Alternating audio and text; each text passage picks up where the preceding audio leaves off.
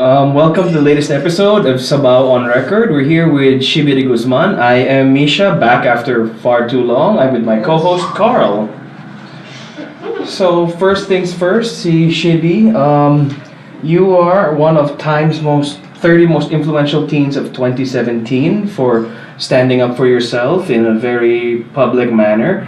Could you tell us a little bit about that first off? Well, I wasn't really standing up for myself, but I think that I was standing up for all of the families that have suffered due to war on drugs and under the government's actions. Yeah. That rally was actually right after the burial of Marcos and Bingan, right? Yeah. And then during that time, there was a strong backlash. Yeah, there almost was. right away. Mm.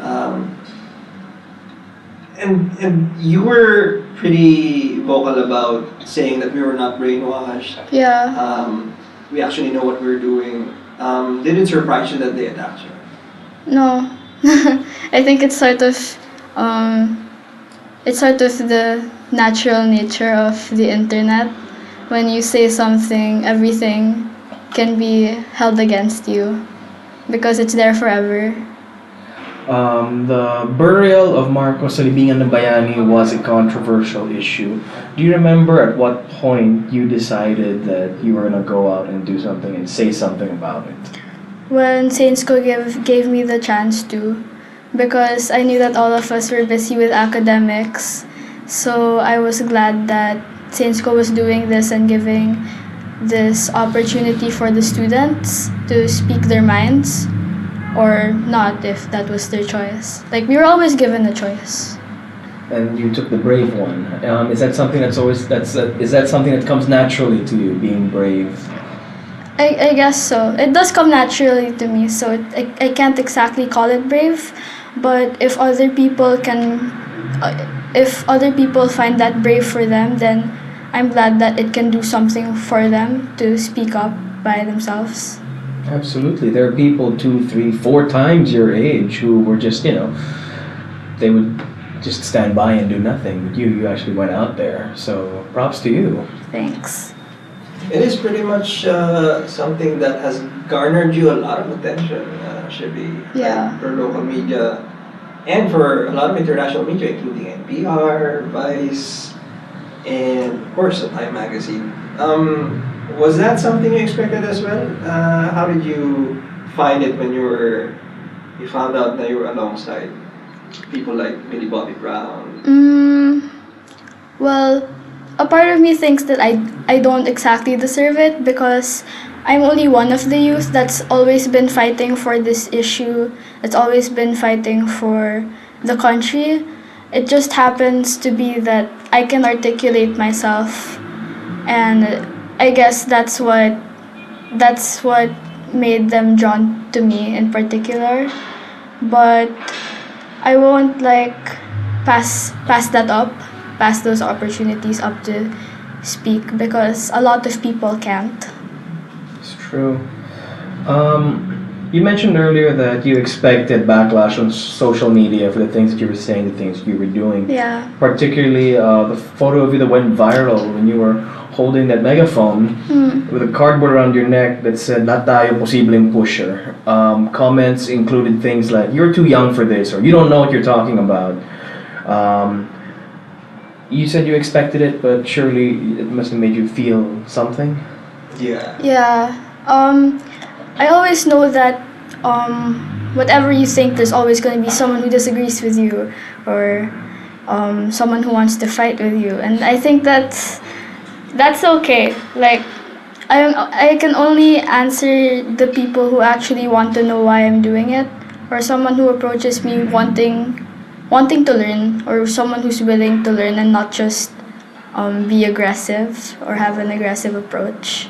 And I think that what they say about I'm too young for this isn't true, because if I'm old enough to be affected by the government's actions, then I should be allowed to have an opinion.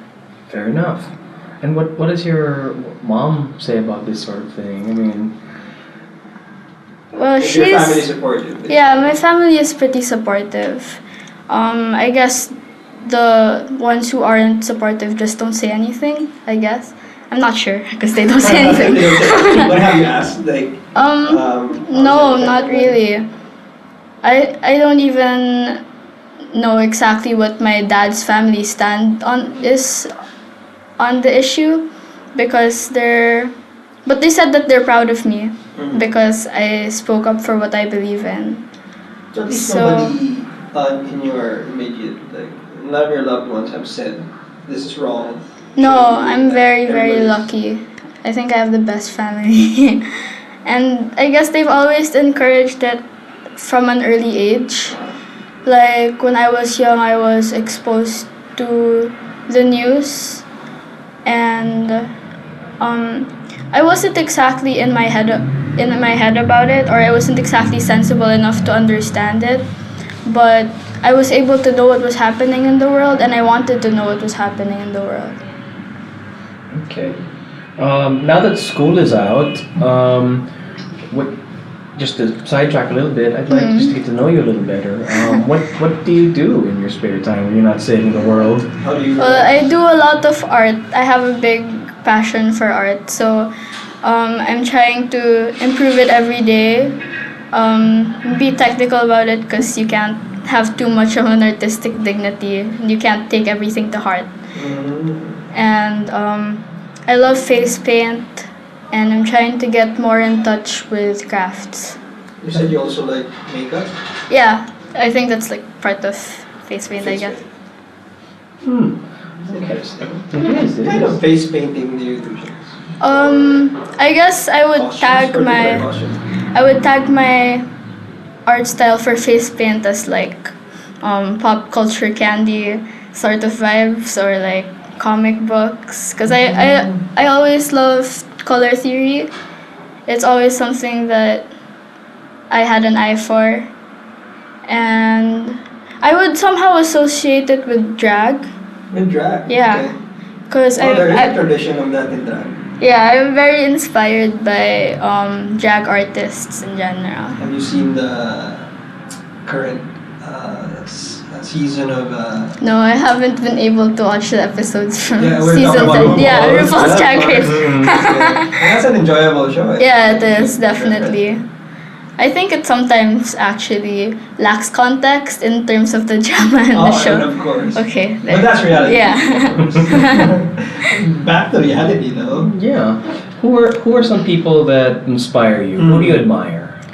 Well, first and foremost, my mom has always inspired me. It's everything I want to be as a person. And then my friends, because from the things that I've gathered, the information that I've gathered to believe what I believe in, it mostly comes from the people around me, my environment. And I also look up to my lolo, because he's amazing. Like, he's kind of like a Renaissance man, if you will. Can you tell us a little What bit about kind it? of- Well, he's a doctor at PGH, ENT, and he is loud. He's loud. I mean, he's a very Yeah. extroverted person. Yeah, loud and cheerful person, and he gives very tight hugs. Sounds like a fun guy. Yeah, It sounds like definitely. something that he uses to Yeah. express his. He's never really been like a grumpy old man. Okay. Like, he's always been He's open. jolly. Yeah, he's always been open to talk to me about anything. I can share like my day about. I can talk to him about my day. It's there. Cool. Speaking of idols and heroes, there's a long tradition of activism in our country, right? Yeah. And some people have actually compared you to the beginnings of an Edgar Hobson, or Lian Alejandro, who were activists during the martial law era. How do you feel about that? Well, I never knew that I was being Yeah. compared to them. I guess it's very It's big praise, no? Yeah, it's very flattering because To be honest, I don't think I know enough. Mm-hmm. I mean, we never know enough. And I guess I'd also aspire to be, sorry, I went back. I'd Oh, also sorry. aspire to be like Adrian Onday. She's the girl who started the Cardboard Justice campaign alongside with Hope Swan. Yeah. And Ate Adi has always been, whatever she was doing, she would include her activism in it. Whatever comes out of her mouth, it makes sense. Like, Articulate siya. yeah, she's very articulate in English and Tagalog, and that's very important. And she actually communicates with the poor communities, and it's like every day she's fighting, and that's someone that's someone who I look up to. That's someone I want to Is be that like. something you might want to do eventually? Yes, Like- actually. And I also want to get in touch with our country's culture, Mhm. because recently I attended a talk in art club, and it was about Philippine culture, and it really touched me because I didn't know a lot of what the speaker told us. I don't remember his name, sorry. but Very educational. but time. he's a cultural worker, and he told us all of these things and traditions like Oro Mata Fata or Mhm. the Capiz windows and how they actually were in Spanish. And that really inspired me there. Do you like to read? Yes, I love to read. I think that is what makes me who I am today. That's why I can articulate myself. I think without reading, I wouldn't be who I am. Could you tell us what you enjoy reading? Yeah. Be interesting. As a kid, I was always reading. I haven't found, unfortunately, like I kind of lost touch with it now. Okay. But as a kid, I always read. Like I started with like Berenstain Bears, and I read all of them, and then I moved on to like thicker books like Percy Jackson, and like every day in fourth grade, I'd come up to my teacher and it was like, hey, I got this new book, and all of the others like, oh, again, and I think that I think reading has been a very important thing in my life, and it should be in other people's lives also. Absolutely. And speaking of the reading, as a corollary, fake news is now like very prevalent, and Mhm. even though Facebook is cracking down on it, it still continues to proliferate. I wanted to ask, do you think it's a lack of education and just positive reading nowadays? You think, is it the limit of the availability of information now is easy, and yet people are reading less? What are your thoughts on that? I think it's like easy misinformation, fake news, especially when you have like free data. Mm-hmm. Because when you look at fake news, all you can see is the headlines, and You don't actually. and click on it. usually with headlines, there's a huge lack of context. So it's important to be responsible and trust and believe in the right sources. Or like go straight to the primary source. Like go past the news, the media, just go straight to the primary source, ask them what happened, communicate with them, help them. So the solution isn't even like critical thinking. It's mean, it less is. about that rather than actually talking to people. Is that what you're saying? Well, it really is just responsibility and also not spreading fake news. Well, of course, that's important. Right? Yeah. How do we frame that in terms of? Because we've been discussing this kind of issues, and we'd like to frame that in a more expansive kind of political spectrum. Right? In terms of how does somebody frame? Because people are saying that Shibby is now being used by particular sources that you may not be aware of. or particular parties. How does somebody frame a 14-year-old's politics? Okay, rewind. Let's try. Wait, I don't understand. I'm sorry. Scale it back a bit. Sure. There are people who would use your views, your image. People who would say that they're aligned with you, they're talking for you. How does that make you feel? I didn't know that existed. Oh, yeah, there's fake news about you. So Yeah, there's like several items. Let me just read one shit so you can have context. So this is from Get Real Philippines. It says, what media outlets like Time Magazine are doing is irresponsible. They're using young people to advance their own agenda.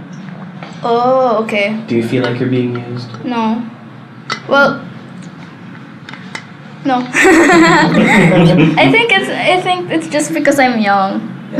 That's it. Okay. What's the most surprising thing that's happened to you since all of this started? I don't think anything surprising. Or is there anything that you've learned about yourself since this started? I can't have too much pride in myself. Why is that? I don't know. I think it's just the thing that I learned. Like, I have to back it up a bit, step back, look at the whole situation, and ask myself if I'm doing this right or if I'm saying the right thing, and that I need to have conversations with people, but not only that, but I also have to take a lot of action for something to actually happen. Yeah, I wanted to ask you about that. At what point do you think this kind of activism, the protest and the kind of cardboard activism, where does it have its limits? At what point do you think there's anything more that you might do that, because obviously you want to make a difference, right? Yeah, how much more can you do? Have you hit that wall where this kind of protest you might feel it's ineffective? I think there's always something more that you can do. No matter how lazy you are. There'll always be something, and it takes a lot of strength. Kailangan maging masipag. I can't explain it in English. In any kind of fight. Yeah. You mentioned earlier that you learned to not put too much pride into things. Yeah. Pero how did it make you feel when you found out you were internet famous? Kind of uncomfortable because everyone was suddenly messaging me, and that was really overwhelming because I was being invited to all of these events. I've never given a talk before, and it was always like firsts and opportunities, and it was just so overwhelming that I let a lot of it pass because I was also busy with school and busy being a 14-year-old. Yeah. So yeah, that's how it felt. You mentioned there was some backlash from your classmates, pa? Did I? Wait. No. No? There wasn't much backlash from my classmates, but they just didn't understand it completely the first time that I was doing it. And I can't blame them because, well, it's easy to be misinformed and it's easy to misunderstand things. So I think that the best thing to do is just educate people as much as you can. Sorry, 2 seconds. It's okay.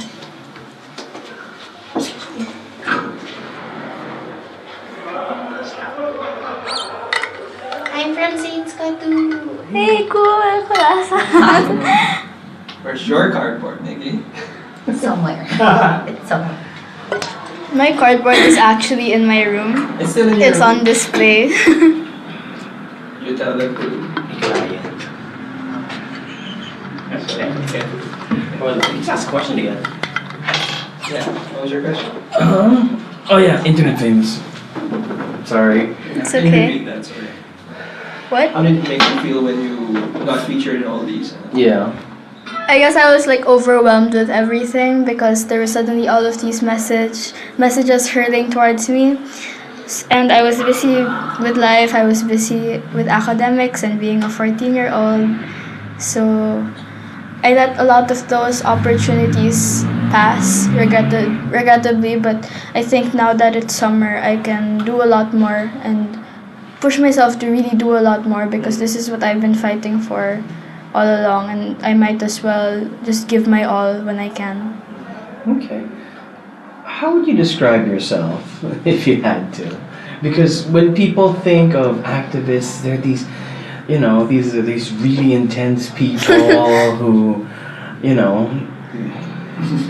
don't. I mean, She can be intense. I can't be intense. I'm not arguing that. It's just that for your age, it's not something you generally associate.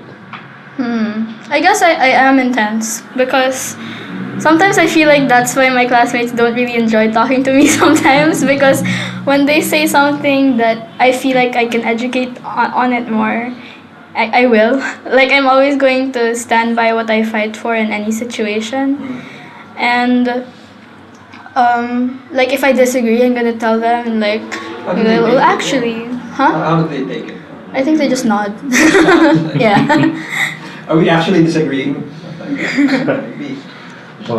Shibby, you must be aware there's a trend towards hardline politics in the West and here, with Duterte and Trump, and even in Myanmar, with also P. Do you think this is something that affects you on a personal level, especially when you protested and seen the effects of that concretely?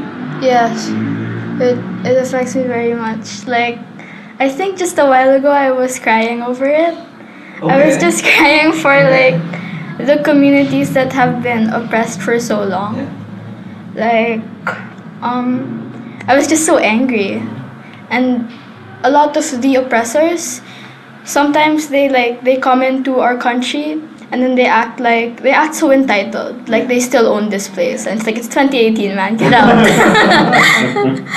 How you wish, right? Yeah, It must be frustrating. it really is, especially since like it's not even me who's being directly oppressed, but I still feel so much pain for them. Yeah. Where do you think that comes from, that sense of entitlement? I guess it's because of historical context, I guess, and being racially biased in a way. Like, oh, third world country, everything is cheap. Everything's available for us. Yeah. Can you remember the first time that you felt strongly about that kind of issue, or the first time that it made you angry? Something that made you angry enough to want to say something, to do something? I guess it was at a rally. I can't really pinpoint exactly when, but when I started being a serious activist, and I started noticing all of these issues that were closer to me, like the LGBT community, which I'm a part of, and mental illness advocates, and the stigma. I started realizing how bad it was and how much progress that we had to make, and I really wanted to be a part of that moving forward, kind of thing. How young were you? Can you remember? 12 maybe. 12. Wow. Is this something you discuss at home, that you talk about with your family? Oh, all the time. Yeah, mostly, usually with my mom, or almost all the time with my mom. Your mom sounds pretty cool. She is. How do those conversations go? I usually ask her about her opinion on things first, because I want to learn more about it, and I kind of want to form my own opinion, which is actually hard sometimes, especially when it's controversial. But it's not hard when there are obviously morals that shouldn't be questioned. Like But the basics. yeah, Don't kill. yeah. I usually just ask her, like, what's your stand on this issue? and then I ask other people what their stand is on that issue, so I can be given more time to think about it. Hold on. Teka lang, ano yung message? Dennis, he's in there. Pause. Main point. Sorry, that's really loud. It's cool. It's fine. I think my class is like that too. It's okay. Well, what your teenagers, Shibs? Like, these are grown people. We're all teenagers at heart. I'm still like 12 at heart. Even though his face and everything else is old. Said fat guy. Rude. Yo, that was so rude. I'm road. Rude. I'm road. Okay, sorry, let's try that again. So, okay. Sige, there we go. So, are your concerns, your views on the world, are these things that you discuss at home with your family? Yeah, I usually almost all the time discuss it with my mom. Like, first I ask her what her stand on it is, and then I'm given time to think about it, and then that's usually like where the conversation ends. Like, there's a big pause, and then I talk about it again. And yeah, we're just able to say what we think freely. Your mom sounds pretty cool. Does she give you advice on how to approach these things, or Yeah. has she ever changed your view on things? Well, I don't want to say like changed my view, but Or it helped you certainly understand? it certainly had an influence on me. Okay. Because as much as possible, you try to tackle subjects on your own. Yeah, but I think it still takes a lot of help, and I understand where people come from. Like, when they come from a home that's very supportive of things that are actually wrong, they're gonna carry that with them, Yeah. and that's fine. I understand that because it's family, but you also have to be responsible and just step back and think, is this really right? That's usually the thing. Yeah. Yeah, right and wrong is a very, very subjective Very- thing yeah, to it's a lot of very for a lot of concept. people. Yeah. I think Especially you now. can like justify anything to yourself. It's true. And So- everyone thinks that they're doing the right thing. So how do you know that? How do you know when what you're doing is right? Because I don't like people being killed. Yeah, we're talking about the basics, right? That's The a pretty good Yeah. answer. Okay. I mean, you can't just look at the situation, look at these families crying about lost family members over drugs and think, yeah, this is right. What our president doing, so brave. If you were to propose a possible alternative or a possible solution to the drug war, I think I think it's like a lot of economic theories that I'm not aware of yet. But for now, what I know is that the root cause of it is poverty. And I think that we should be creating a better environment for everyone and a safer one where people don't have to resort to illegal things to make money because usually that's the only choice that they have.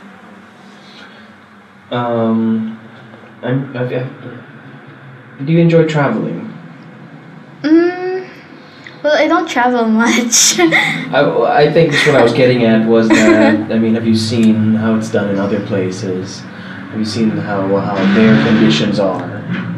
Well, because reference is everything. I guess, Some- of course, the culture is different and everything else is different. But I think I was pretty young then. Okay. I only went to a few countries. Okay. But now it's like I'm just okay with traveling, but I always want to go back here because there's always something that I'm missing out on, and there's always people back here that I want to fight for. And I think that if I had to, I wouldn't be able to like live in another country, or if I did, I'd just go to another country to learn something and then bring it back here and then do everything that I can. I love that you have this very inspiring worldview at such a young age. But Thanks. It's very optimistic too. it is. It absolutely is. And I admire that.